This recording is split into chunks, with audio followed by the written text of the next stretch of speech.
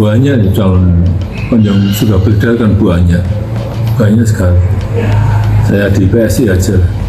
Jokowi pilih partai anaknya PSI, tolak bergabung dengan PPP.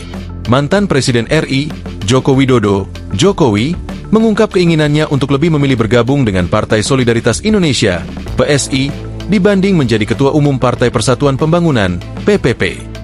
Jokowi menilai PPP memiliki lebih banyak calon ketua umum menjelang muktamar yang akan digelar pada September mendatang tersebut.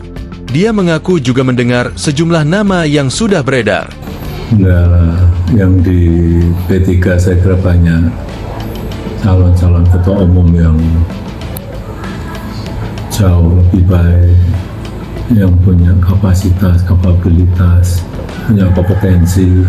Ujar Jokowi usai Salat Idul Adha di Solo, Jumat, 6 Juni 2025. Banyak calon yang sudah beredar kan banyak sekali.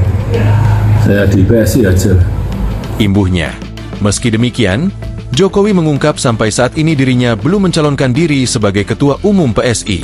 Ia juga tidak menjawab saat ditanya apakah sedang mempertimbangkan partai lain.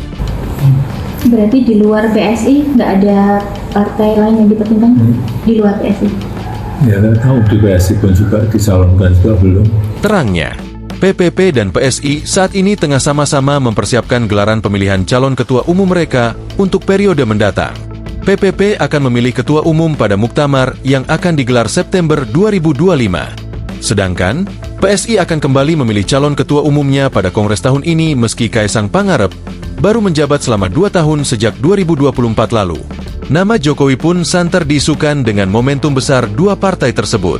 Di PPP, Jokowi disebut sempat mendukung nama Menteri Pertanian Amran Sulaiman. Sedangkan, di PSI, relawan memastikan Jokowi tak akan bergabung.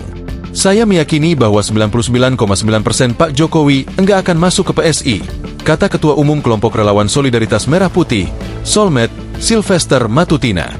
Download Tribun X sekarang, menghadirkan lokal menjadi Indonesia.